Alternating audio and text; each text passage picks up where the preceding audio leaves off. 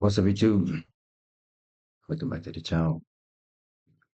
Today we have a we have another deep video today. I'm saying I like these videos. I like getting on a deeper level. I feel like majority of the time I make videos. We make it on a such a entertainment level, right? To like where it's like always laughing and giggling, but it's like more of these videos we're gonna get more in depth and speak at length. On some of the things, some topics, and some beliefs and stuff like that. So we're gonna get into it. Shout out to Santi Diego, a lovely channel, by the way. Speak on some good things, some powerful things actually, and I feel like I could resonate with it because I think the same, talk some of the same points, even in real conversation that I have. So we're gonna definitely get into it. Shout out to them boys over there, making good content. Respect to all the people that have been showing love to the videos. Means a lot to me. Thank you a lot. And the title says, I'm not even gonna try to say the name because I'm gonna butcher it. Uh, Power does not belong to the just. That is so true.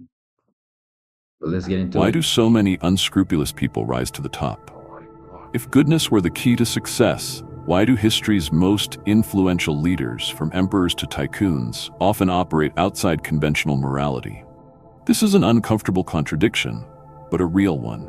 We've been taught since we were children that we should be good, righteous, and just, because good always prevails. But in practice, what we see is something very different. Those who manipulate, exploit, and impose their own rules the most often occupy the most prestigious positions. Does this mean that being moral is a weakness, or that the world is simply cruel and chaotic, That's what without it any greater is. logic? Being a moral person is not bad. It's just like the world you live in is not moral. It is a cruel place. It is a cold place. No remorse within its heart. So you can be a moral person, but the unmoral person will prevail more because the world you live in is unmoral. So that's why it might seem everything you do might not work just because you're a good person and you have morals. That's why. Friedrich Nietzsche, one of history's most controversial philosophers, believed that this vision of universal morality was an illusion, a tool created to control the strong and keep the weak submissive. He argued that morality is not an absolute principle, but rather a power game, where those who understand its rules can dominate it. For Nietzsche, the morality we are taught as children is not an objective truth, but rather a set of values that have been imposed throughout history by those who wish to limit the ambition, strength, and capacity for action of others. The idea that we should be humble, peaceful, and always act altruistically often serves more to keep people under control than to create a just society. But if this traditional morality is nothing more than a social construct, what does that mean for those seeking success? It means that those who blindly cling to this vision may be, without realizing it, playing a game that has already been rigged against them. Absolutely. What Nietzsche proposes is not chaos or absolute immorality, but a liberation from imposed morality. An invitation for each individual to create their own values rather than blindly accepting the ones they have been taught. This brings us to a central question. If morality can be a prison, how can we navigate this world without falling prey or becoming predators? In the next few minutes, we will explore this great illusion of universal justice.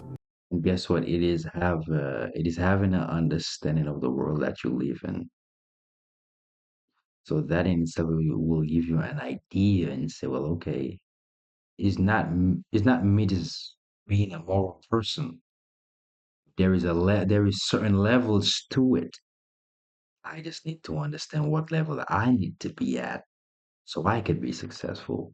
That's more what it is. Just realize the the playing game, right? Just realize the feel, okay, that's how then you set things up in such a way so you could be successful. It's not that you it's not that you completely have to just not be a moral person. That's not what it is about. Absolutely not. You just have to understand the level of morality that you have. The people who are successful just don't have it. And that's why they're successful. So when you realize that, then it will make sense to you. And understand how morality can be used as both a shield and a weapon in the game of power. Nietzsche shows us that there are two types of morality in the world, that of masters and that of slaves. Knowing how to differentiate between them can be what separates those who command from those who obey. There is a deeply ingrained belief in society that the world is somehow just, that ultimately good people will be rewarded and bad people will be punished. This idea is sold as a universal principle, whether in religions, popular culture, or even the legal system. But look around you, see how the world really works. If justice were an inherent force in the universe, why is history littered with empires built on exploitation, fortunes built on deceit, and Absolutely. leaders who rose to Absolutely. power by trampling on everyone around them? If the world rewarded virtue, shouldn't we see the most just and benevolent at the top? Cousin. But that's my thing, right? If the world was if the world was built of justice, right? Equalness, sameness, the goodness of people, a lot of nations would not be built. We wouldn't have past, we'd have things in history that happened that caused us to be where we are today. If the world valued justice like they said, they do not value justice. That is why we have a whole country built of just pure lies, pure killing of innocent people, pure just taking advantage of other people, only taking from people, but not giving at all. So when you realize that the world you were raised in is not as good and not as pure, not as lovely as you think of it, then that will make sense to you. Then you will see the world is truly not just. Nietzsche saw this belief in universal justice as a convenient illusion, a control mechanism. To him, there is no metaphysical force guaranteeing that good will triumph. What exists are power relations and the way these forces are structured over time. Traditional morality, rather than being an eternal truth, has historically been shaped by the weak as a way to restrain the strong. This is a central concept in his work, Slave Morality. The oppressed, unable to defeat the powerful directly, created a system of values that glorified humility, suffering, and obedience. They reversed roles, transforming their weaknesses into virtues, and convincing the world that these were the true moral qualities. This does not mean that Nietzsche advocated tyranny or the abuse of power. His point was not that morality should be discarded, but rather that we should see it for what it really is, a social Absolutely. construct that can be manipulated, a code of values created by specific groups to serve specific interests. And the greatest proof of this is that, throughout history, morality has changed repeatedly. What was considered moral in the Middle Ages is different from what we consider it today. What is acceptable in one culture may be seen as abominable in another. The question that remains is, if justice is not guaranteed, how should we act? Should we simply abandon any notion of ethics and become predators? Or is there a way to transcend this imposed morality without falling into outright cynicism? To answer that, we need to better understand Nietzsche's distinction between two types of morality: master morality and slave morality. One makes you play the game by someone else's rules. The other lets you create your own.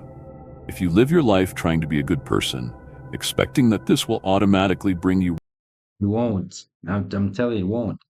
But you have to understand, and that's a question you should ask yourself.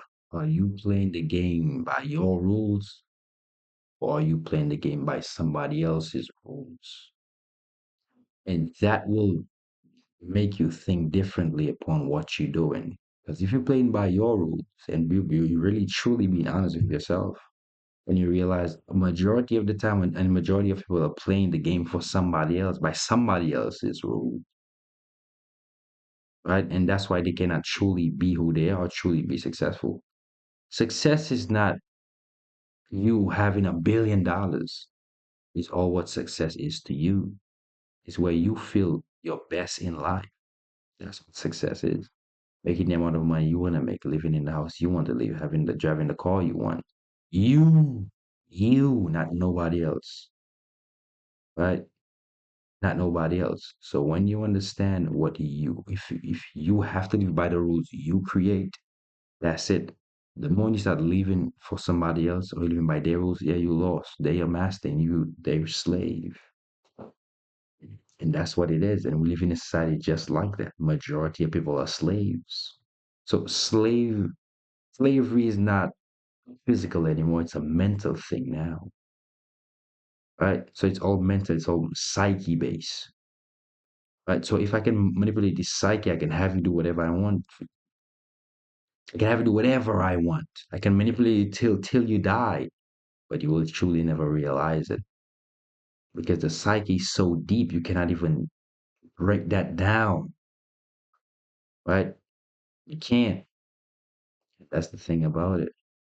Recognition, respect, and success, you may be following a code of morality that was not designed to empower you, but to domesticate you. For Nietzsche, there are two main forms of morality: master morality and slave morality. The difference between them is brutal, and ignoring it can mean spending your entire life playing a game where the rules are designed to keep you small.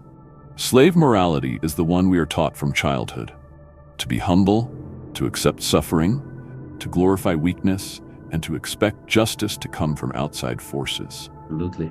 This type of morality has historically been adopted by those who lacked power as a way to invert the logic of the world. If they cannot win by force, they convince everyone that force is evil. Evil, If they absolutely. cannot lead, they transform obedience into a virtue. If they cannot conquer, they create a narrative in which the conquerors are always the villains. This morality places renunciation, passivity, and conformity as ideals, promoting the idea that anyone who deviates from this is immoral or evil.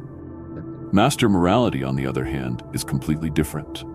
It is not concerned with external judgment, but rather with asserting one's own power and will. While the slave seeks validation and fears conflict, the master creates his own values and follows his own instincts. For him, there is no merit in playing the victim or in holding on to moral codes that only limit his possibilities. He sees no problem in wanting more, in being ambitious, in exerting power over the world around him. This does not mean being cruel or destructive, but rather not allowing an imposed morality to limit one's actions. And here is the big issue.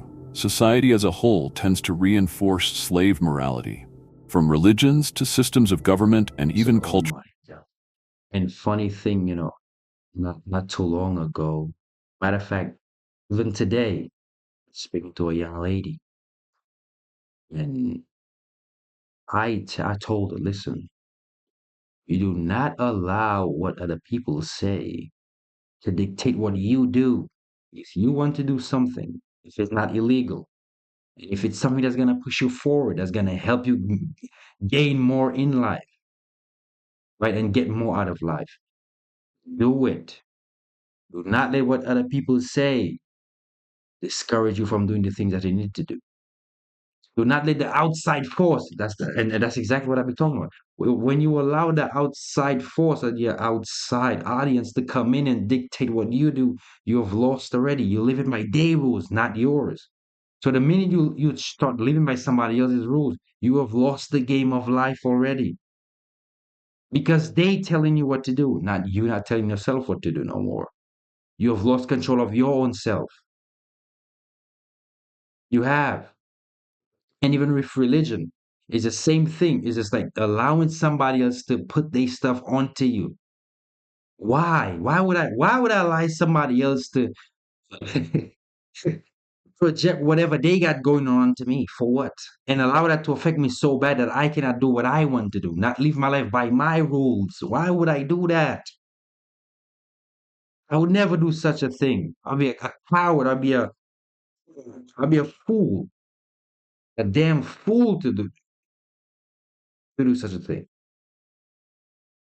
Can't live life like that, people. Come on. Cultural norms, there is constant pressure for everyone to accept a set of values that keep them docile and predictable. This often results in those who try to adopt the master morality being seen as rebellious, arrogant, or even dangerous. But who really defines what is right and wrong? Who wrote the rules that you follow?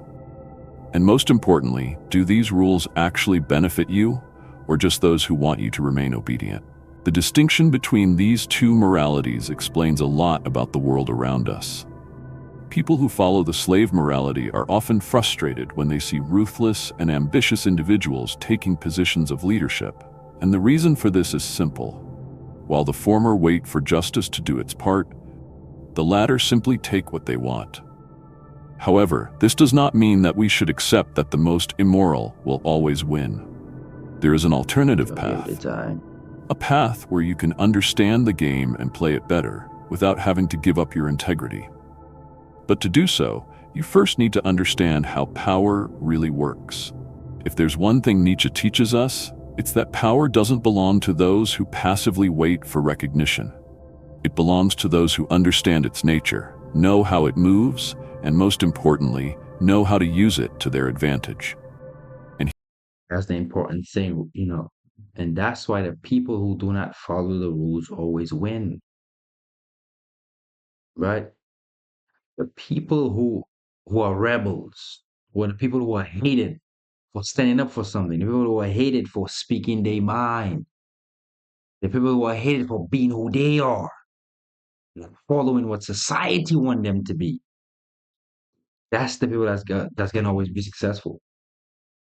That's the people that's always gonna be successful. If you ever look in history of anything that ever happened, any event that ever took place, look at the people or the person that stood out.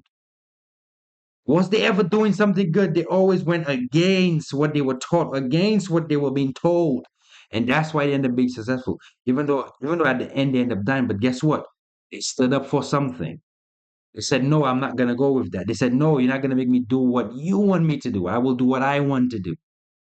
And you're not my master. I'm the master of myself. And that's why they stood up, and that's why they make a name in history, and that's why people now still are reminded of them. Because they left their mark on the earth.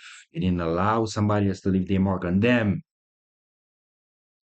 And a lot of us live in a place where we allow others to leave a mark on us, and we will never leave a mark on the world. Sad to see, but that's just how it is. So you must leave your mark on the earth before you leave. In I don't care in what way, but you have to leave a mark on this earth before you leave. here's the truth that few admit.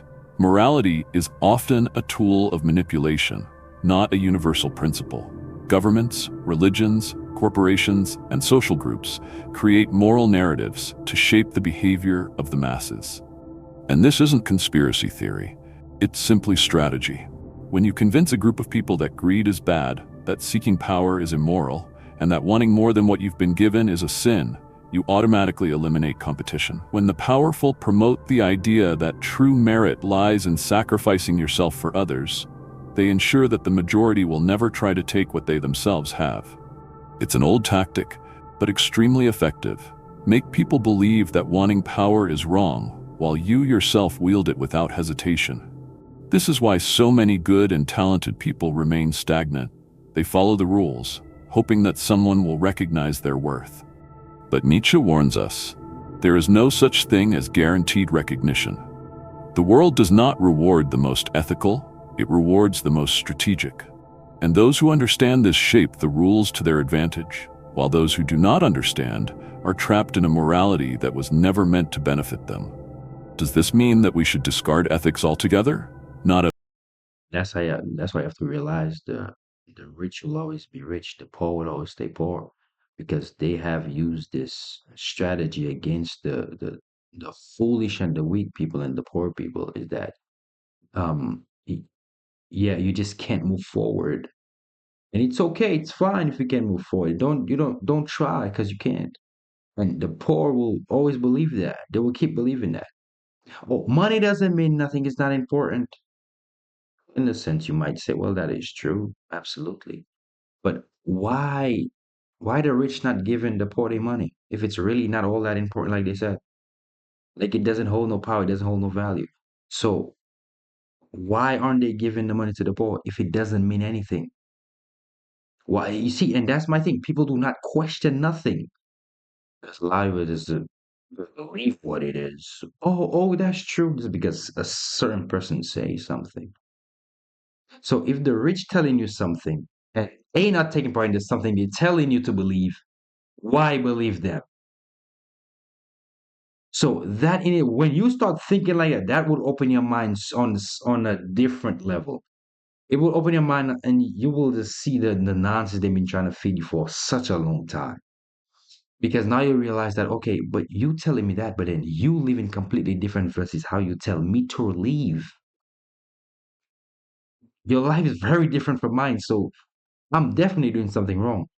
You definitely doing the right thing. But in in the eyes of society, what you do is right. But if I try to do it, it is wrong. If that makes sense. It's just realization, people. At That's all. all it What is. Nietzsche proposes is not the absence of morality, but rather the need to create our own morality, rather than blindly accepting the one imposed on us. Playing the game of power does not mean becoming a manipulator or an oppressor. It means understanding that morality, when used without question, can be a chain that keeps us trapped. But when used intelligently, it can be a powerful tool for navigating society without being exploited. The central question is, do you want to be someone who simply reacts to the world, hoping that justice will one day set things right? Or do you want to be Correct. someone who understands how the game works and uses that knowledge to build your own path? Because, like it or not, the world will always be controlled by those who understand these dynamics. And if you don't understand the game, there's a good chance you're being played by it. Trust me. Given all this, it is easy to fall into the trap of cynicism. Many people look at the world and conclude that the only way to win is to play dirty, manipulate, betray, and trample on any principle. But this view is naive. The truth is that success based on pure exploitation and the ruthless use of power tends to be unsustainable. Nietzsche did not advocate gratuitous immorality. He saw no merit in simply deceiving and dominating others for pleasure or momentary advantage. What he criticized was the naivety of believing that the world would automatically reward the purest. But that does not mean that the opposite is true, that the cruelest always win. If that were the case, history would be an endless. Look at it. Even in nature, it shows you that the world in itself is not a kind place at all. It will never be a kind place because in nature it shows you their predators and their preys. When the prey know the predator is coming, it runs away. It try to hide, right? Same thing in business. People know, well, okay, you're the prey, you're working for me. I'm the predator. I run things over here. So therefore, naturally, by nature, they already have advantage of you already. Because you working for them, you the prey, you the worker. So go ahead, do what you need to do. But you never come out of the mindset that, okay, I want to be like that. I want to be better than that. They never let you think like that because if you start thinking like that, guess what? Now they lose their position. Now they cannot boss you around because now you have understanding of, oh no, no, you can't talk to me like that. I can do my own thing and mix yourself with just like you. But they have majority of people in a box, they mind in a box that they never truly think outside the box, really. And that's why majority of people will always be stagnant, will never move forward, will never become become who they want to become, never be where they want to be. It's because you're stuck in the mindset of a prey. You have to think of a mindset of a predator, of taking, of conquering and building. That is what it is. Parade of immortal tyrants and empires that never fell. But that is not what we see. Think of brutal leaders who conquered the world only to see it all crumble within a matter of years. Think of empires that seemed indestructible but collapsed because of their own arrogance. Think of companies that grew based on unethical practices, only to crumble when their lack of credibility came to light. Power sustained only by fear and manipulation is like a fortress built on sand.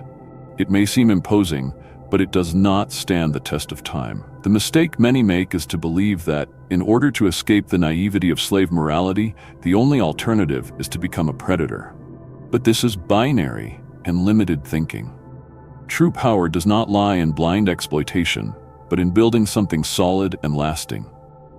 What truly separates the successful from the unsuccessful is not the lack of morality, but rather the ability to understand that values can be flexible, that strategy is more important than brute force, and that true power lies in creating something that does not depend solely on fear or fraud to sustain itself.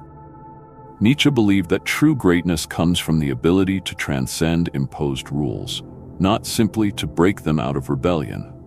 The game of power belongs neither to the naive who believe in blind justice, nor to the predators who believe they can crush everything without consequences.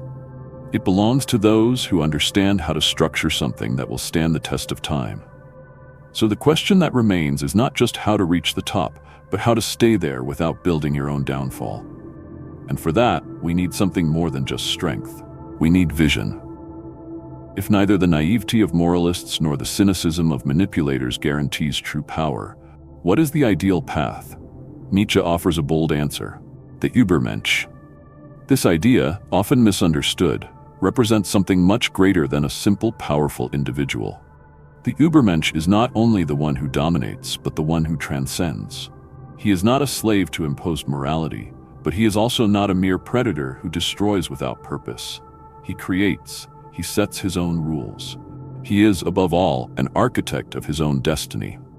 But what does it mean in practice to become an Übermensch? First, it means breaking with the inherited mentality. Most people live by codes of conduct that they have never questioned. They believe that they should be good because that's the way things are, without Exactly. realizing that this And that's what it is you've been programmed from the time you was a little kid to do things in a set way. So that's why it never truly leaves you moving forward because it's programmed, it's in your psyche now, deep within your psyche. So you cannot even fully let go of it, but you have to in order to move forward, in order to grow, because everything you've been taught as a young person is a lie. It's to fool you, it's to deceive you and keep you a slave, to keep you stagnant, to keep you from not moving forward. So you have to let go of the things that you learned when you was younger. You have to let go of that and learn the things that are actually going to move you forward and put you in a better place. goodness can be a mechanism of domestication. The Übermensch does not reject morality altogether, but he rebuilds it according to his own values. He does not act out of guilt, fear, or conformity, but rather out of his own free will. Secondly, the Übermensch does not seek approval. He does not need validation from a society that operates by rules he has already outgrown. He understands that the world is inherently unfair, so he does not expect justice. He creates it. If something is wrong, he does not complain, he takes action. If circumstances are adverse, he shapes them to his advantage. This does not mean that he does not face difficulties, but rather that he does not victimize himself. For him, every obstacle is a test of strength, not a reason to give up. Another crucial aspect of the Übermensch is his ability to go beyond destruction. Many believe that breaking with traditional morality simply means rebelling against everything, but Nietzsche saw destruction as just a first step. The real challenge is to build something new. The Übermensch is not someone who simply challenges the rules. He creates a new game. He does not limit himself to criticizing the system. He builds a better system. Historically, we can see traces of this mentality in great leaders, artists, philosophers, and innovators. People who did not accept the limits that society tried to impose on them, who challenged norms, but not out of simple rebellion, but because they saw a horizon beyond what most could see. Being an Übermensch, therefore, is not just about gaining power, but about owning your own existence. It is living without regrets for choices that were not really yours. It is letting go of the illusion of absolute morality and understanding that the only true obligation we have is to our own potential. The final question is, are you living by the values you have chosen, or just following a script that was handed to you? Understanding the game of power doesn't mean you have to become an unscrupulous player, but ignoring it completely is a guarantee that you will be just another piece on someone else's board. The big question is, how do you navigate this world without being exploited and without having to exploit others? How do you build strength without losing yourself in the process? The answer lies in the balance between strategy and integrity. Nietzsche did not advocate becoming tyrants or discarding all morality. On the contrary, he believed that true power comes from autonomy, not destruction. The Übermensch does not act out of blind instinct or guilt. He understands the game, but chooses to play it on his own terms. He does not submit to imposed rules, but neither does he become a slave to his own ambition. This means learning to use morality as a tool, Cool. not as a prison. It means understanding that the world is not inherently fair, but that does not prevent us from creating our own justice. It means knowing when it is necessary to fight and when it is more strategic to wait.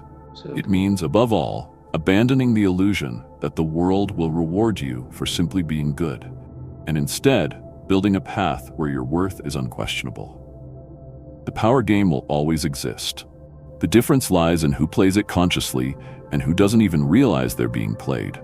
Those who understand it shape reality. Those who don't understand it simply react to it. The ultimate choice gotta understand, the game of life in itself is it's not a game of fairness. It is a game of and is a game of difficulty, right? Uncertainty sometimes because you don't know. Sometimes you might not know if you're gonna really last in it. Incompetence. That is what it is. That's the game of life. The game of life will teach you, hey, things are not always the way you want it to be. It's not as smooth as it might seem. There's rough patches. There's ups and downs, right? And when you understand that, it's fine and these things do happen, that's the only way you could truly move forward and understand where you stand and have an understanding of where you're going as well. But that's the end of the video. If you like the video, leave a like, comment, and I will see you in the next one.